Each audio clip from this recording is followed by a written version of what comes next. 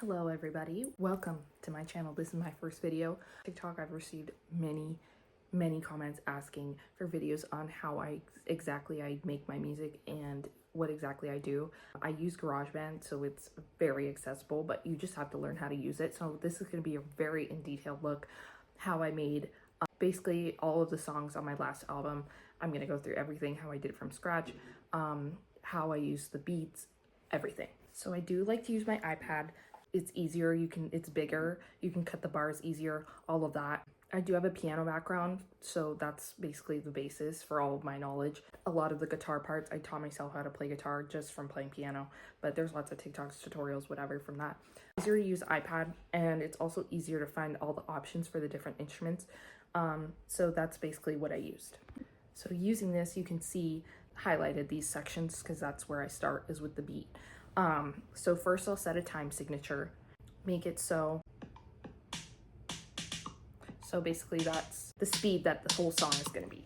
You can make it faster, you can make it slower, you can make it whatever you want, but this is going to be the basis for the whole song, and later you can speed it up or slow it down if you want, but this is going to be the basis for the speed of the whole song. And you can adjust that if you just go here, you put tempo, and you can speed it up or slow it down. And I like to just click on the metronome, which is this little thing right here, and that's where you'll hear the ticking sound. And then what I do is I basically just play the instruments on the drum. I don't use any of the preset because I like it to sound a certain way, but there's lots of different kinds that you can use, whatever floats your boat. And basically you want to make it so that your beat lines up with the metronome.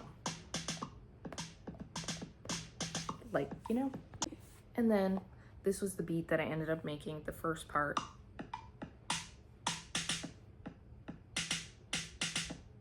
And then I doubled it so it would be louder in the background. The next step is to choose a key. So if you're not really familiar with keys, music stuff, I usually like to start with the guitar. It's probably the easiest place to start because you can sound exactly what it's going to sound like.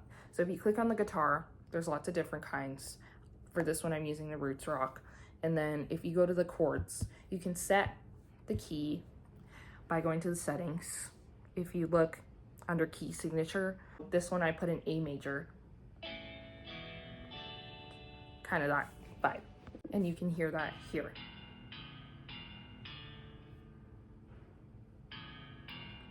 That's what I did. I just tapped on the chords, play.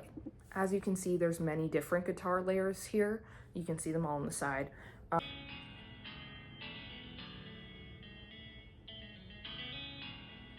So that's like the base for the whole song, basically. And I also like to separate it into sections. This is just something that kind of happens naturally. So there's the beginning part and the first verse, and then there's the chorus that's right here. And as you can see, this is like the end of my bridge area. Beat is about to stop, but the guitar can keep playing. And that's something you can do with GarageBand. Next comes the other instruments. For this one, I use piano, I use violins. Let's just start with the piano. If you click on it, you'll be able to play with the keys, and they sound just like they would on a usual piano. And there's tons of different options. You can use synth, you can use sound effects, you can use different instruments like a flute, a clarinet, all the kind of brass, because they don't really have a brass section. So those are all under the keyboard, and there's lots of different sound effects. Pick the one that you want the best sound for your song. And there's also a sustain, so you can make it last a certain amount of time. So if you listen, that's all the piano is doing in this song. My absolute favorite thing to do is add the bass. It makes the song, it gives it like an undertone, basically. Usually like to turn up the bass all the way because I just like my songs to be more bass boosted. But if you listen to the bass part, which I'm gonna put on right now, there's usually just a single note playing, but it's quite loud. And you can also turn up how much bass is doing in the song, so it'll overpower the other basses of the other instruments, if you understand what I'm saying. Next, I added violin. Basically, all of my songs have violin in them, in some form, because I just like how it's kind of smooths out the sound.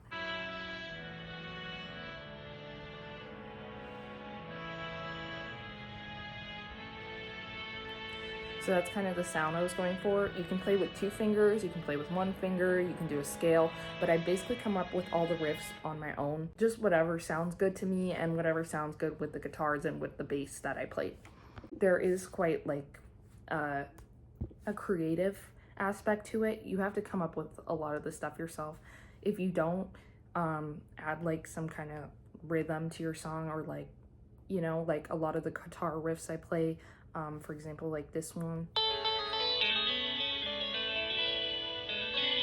and I layer a lot of the guitars together. I can't play this all at once. I'll show you exactly what I do. But basically, if I play on one line, I can then go back and merge them together. So if you select like these 2, then you can like join them together, basically. So that's where you'll get the, and everything is lined up with the metronome. You can do that mechanically. Obviously, I'm not going to play on beat all the time. No one plays on beat all the time. But if you have your handy dandy quantization, you can make it sound exactly how you want. Unless you play on beat, then you probably won't need that. Then I've gotten a lot of questions about how I blend the vocals, how I do the vocals. That's probably my biggest question. I use my trusty Apple headphones because you'll see if you use Bluetooth headphones, it warns you that there's going to be a delay, and that didn't click to me that I need to use plug-in headphones until I was making my first album and this album. My first album's now wiped off the face of the earth because I didn't do the vocals like I did this album, but yeah. I use the Apple headphones. I'll plug them in. I'll keep one in and one out so I can hear what I'm singing and if it sounds right. And then I basically hold the mic close to my ear. You can adjust how loud your voice is compared to the mic, and you can also adjust the sound when it comes out of the mic as well. I'll show you that. There's lots of different types of microphones. For my new album, I used the auto-tune mic, which I've never done before. My whole last album didn't have any auto-tune, but it just matched the vibe of the song because it's kind of more hyper-pop. My new album coming out anyways. Spoiler alert. One song already dropped on SoundCloud, by the way, so if you want to go listen to it, it's coming to streaming soon. But anyways, I used the Radio Ready for this. You can turn the pitch control, which is basically auto-tune, on or off.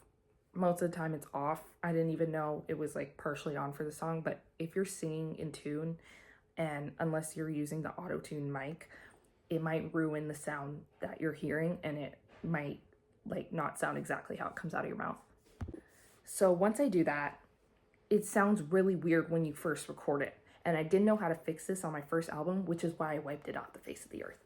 But if you turn up the reverb is under this little tab right here. If you're clicked on the microphone, you turn up the reverb. For background, you can kind of turn up the echo, but I like to turn up the reverb because it meshes the sound of the microphone with the rest of the song. So if you listen to the vocals without the reverb, I'll let you hear what it sounds like, because this is what all my old vocals used to sound like.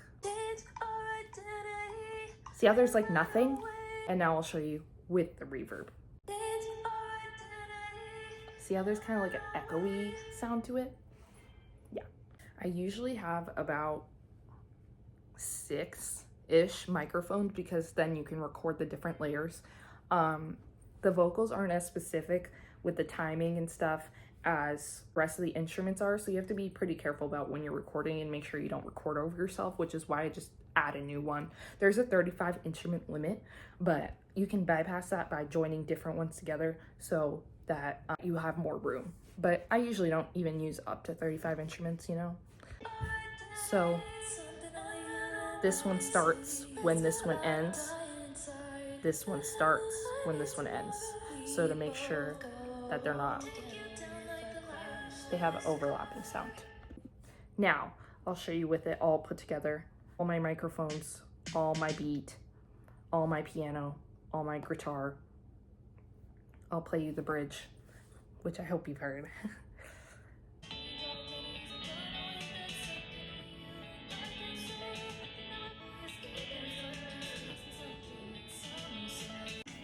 One of my favorite things to do is cut out the beat at the end. So you kind of just get the whole instruments and the vocals by themselves. And then if you don't have a distributor, I use Lander, they're my distributor. If you don't have one, if you want to just listen to your songs, you can put them on SoundCloud, which is free, or you can put them in your if you have Spotify, you can put them in your Spotify local files. Basically you just airdrop the file as a song to your files, and then there's a link, or there's like an option to move it to the Spotify file, and make sure you have the local files turned on in your Spotify settings and you can listen to the songs. So that's usually what I do before I release any of the songs. I listen to them many different times. I listen to them on the speaker, I listen to them on my headphones, I listen to them on my computer, because then I can make sure all the instruments sound exactly how I want them to sound, and it helps you so you can hear if there's any mistakes. Sometimes when I'm done recording with the microphone, I'll forget to like turn it off or stop recording on the iPad. So if there's anything I need to cut out, like a loud like sound or like anything like that, basically.